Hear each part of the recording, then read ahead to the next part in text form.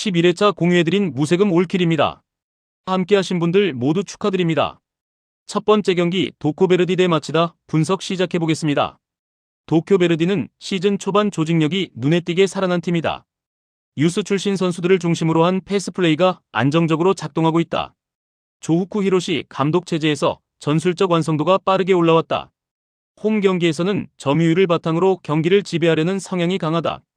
중원에서의 볼 순환 속도가 상대 수비를 흔드는 핵심 요소다. 모리타를 중심으로 한 빌드업이 공격의 출발점이 된다. 측면 전개 이후 박스한 침투 타이밍이 날카롭다. 돌아온 에이스 소메노 이츠키의 존재감이 크다. 공중볼과 위치 선정에서 확실한 강점을 지닌 자원이다. 홈팬들의 응원은 선수들의 공격 시도를 더욱 과감하게 만든다. 라이벌전이라는 점에서 초반부터 강한 템포를 유지할 가능성이 높다. 안방에서는 쉽게 물러서지 않는 흐름을 보여주고 있다. 마치다 젤비아는 승격 이후에도 자신들의 색을 유지하고 있다. 강한 전방 압박과 빠른 공수 전환이 팀의 핵심 무기다. 쿠로다 고 감독 체제에서 실리적인 운영이 돋보인다. 무리한 점유율 싸움보다는 효율을 중시한다. 수비 라인은 간격 유지가 뛰어나다. 세트피스 상황에서의 집중력이 매우 높다. 브라질 출신 공격수 에릭의 파괴력은 확실하다.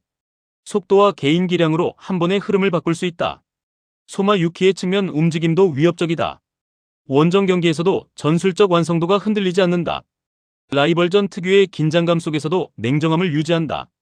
한 번의 기회를 놓치지 않는 팀이다. 두 팀 모두 시즌 초반 기세가 매우 좋다. 도쿄베르디는 점유율과 조직력에서 강점을 보인다. 마치다는 효율적인 역습과 수비 집중력이 돋보인다. 경기 흐름은 베르디가 주도할 가능성이 높다. 하지만 마치다의 한방은 언제든 변수가 될 수 있다. 라이벌전 특유의 팽팽한 흐름이 예상된다. 두 번째 경기 요코하마 F 대 우라와 레드 분석 시작해보겠습니다. 요코하마 마리노스는 시즌 초반 극심한 부진에 빠져있다. 높은 라인을 유지하는 공격 축구가 오히려 도구로 작용하고 있다. 수비 뒷공간 노출이 반복되며 실점이 잦다. 결정력 부재 역시 발목을 잡고 있다. 그럼에도 홈에서는 공격 템포가 한 단계 올라간다. 닛산 스타디움의 분위기는 여전히 위협적이다. 전방 압박 강도는 리그 최상위 수준이다. 초반부터 상대를 몰아붙이는 성향이 강하다. 선제골이 터질 경우 경기 흐름을 완전히 장악한다. 측면 활용 비중이 높다. 개인 기량으로 균열을 만드는 능력은 남아있다. 이번 경기에서는 반드시 반등이 필요하다. 우라와는 시즌 초반 안정적인 흐름을 유지 중이다. 수비 조직력이 매우 단단하다. 라인 간격 조절이 뛰어나다. 무리한 압박보다는 구조적인 수비를 선호한다. 역습 전개 시 속도와 정확도가 좋다. 세트피스에서의 집중력도 강점이다. 원정 경기에서도 전술 완성도가 흔들리지 않는다. 상대의 실수를 놓치지 않는다. 마리노스의 수비 불안을 집요하게 공략할 수 있다.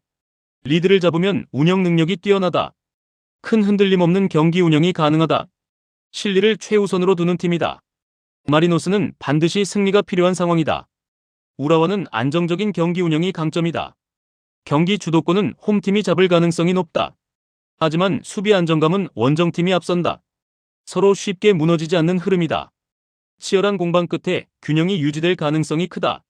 세 번째 경기 시미즈 대 비셀코베 분석 시작해보겠습니다. 시미즈는 시즌 초반 흐름이 좋지 않다.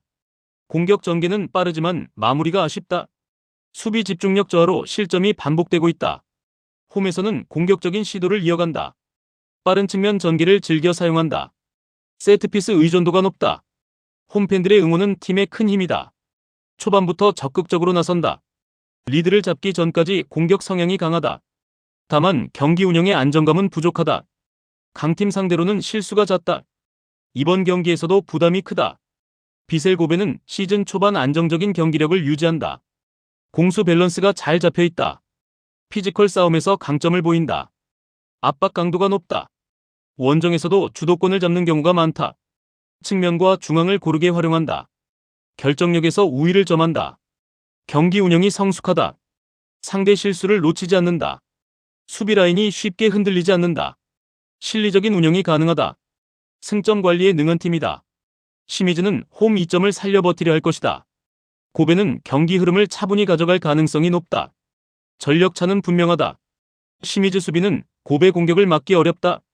경기는 원정팀 중심으로 전개될 것이다. 결국 결정력 차이가 승부를 가른다. 네 번째 경기 가와사키 대 FC 도쿄 분석 시작해보겠습니다. 가와사키는 시즌 초반부터 안정적이다. 점유율 기반 축구가 다시 살아났다. 패스 연결 속도가 매우 빠르다. 중원 장악력이 뛰어나다. 홈에서는 템포를 극단적으로 끌어올린다. 측면 파괴력이 위협적이다. 전방 압박도 효과적이다. 라인 간격 유지가 안정적이다. 공격 전개가 다양하다. 경기 흐름을 지배하는 능력이 있다. 홈팬들의 응원도 강력하다. 전체적으로 완성도가 높다. FC 도쿄는 수비 안정감이 강점이다. 라인을 낮추고 버티는 운영을 선호한다. 역습 전개는 단순하지만 날카롭다. 원정에서는 실리를 중시한다. 공격 전개는 다소 답답하다. 결정력에서 기복이 있다. 중원에서 압박을 받으면 흔들린다. 가와사키 상대로는 수세가 예상된다. 수비 집중력이 관건이다. 실점 이후 운영이 어려워진다. 득점 루트가 제한적이다. 쉽지 않은 경기다. 가와사키는 홈에서 매우 강하다. FC 도쿄는 버티는 전술을 선택할 것이다. 점유율 차이가 크게 날 가능성이 높다. 공격 완성도는 홈팀이 앞선다. 원정팀은 역습 외에 뚜렷한 해법이 없다. 시간이 갈수록 홈팀 우세가 커진다.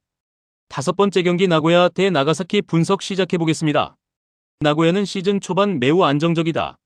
수비 조직력이 리그 최상급이다. 라인 간격 유지가 완벽하다. 볼 탈취 이후 전환 속도가 빠르다. 홈에서는 더욱 단단해진다. 중원 압박 강도가 높다. 상대 공격을 질식시키는 운영이다. 득점은 효율적으로 만들어낸다. 무리하지 않는 공격 전개가 특징이다. 경기 운영 능력이 뛰어나다. 실점 가능성이 낮다. 승점 관리에 능하다. 나가사키는 승격 이후 고전 중이다.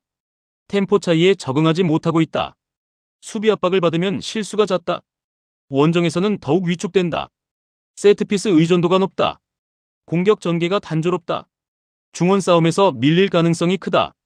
수비 라인이 쉽게 내려앉는다. 득점 루트가 제한적이다. 장기전으로 갈수록 불리하다. 전력차가 느껴진다. 이번 경기 역시 부담이 크다. 나고야는 수비에서 확실한 우위를 보인다. 나가사키는 공격에서 해법이 부족하다. 경기 흐름은 홈팀이 장악할 것이다. 원정팀은 버티는 데 집중할 가능성이 크다. 결정력 차이가 분명하다. 무난한 홈팀 흐름이다. 여섯 번째 경기 가시마 대 가시와 분석 시작해보겠습니다. 가시마는 시즌 초반 안정적이다. 전통적인 위닝 멘탈리티가 살아있다. 전방 압박 강도가 높다. 홈에서는 더욱 공격적이다. 중원 싸움에서 쉽게 밀리지 않는다. 경기 운영 능력이 뛰어나다. 결정력에서도 강점을 보인다. 라인 간격 유지가 안정적이다. 상대 실수를 놓치지 않는다. 홈팬들의 응원이 강하다. 리드를 잡으면 단단해진다. 전체적인 완성도가 높다. 가시와는 시즌 초반 부진하다. 수비 집중력 저하가 문제다. 실점 이후 흔들리는 모습이 잦다. 공격 전개도 매끄럽지 않다. 원정 경기 부담이 크다. 득점 루트가 제한적이다. 중원에서 압박을 받으면 고전한다.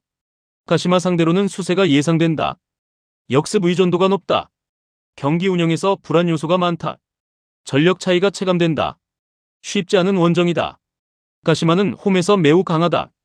가시와는 수비 불안이 크다. 경기 주도권은 홈팀이 잡는다. 원정팀은 버티기에 급급할 가능성이 높다. 시간이 갈수록 홈팀 흐름이다.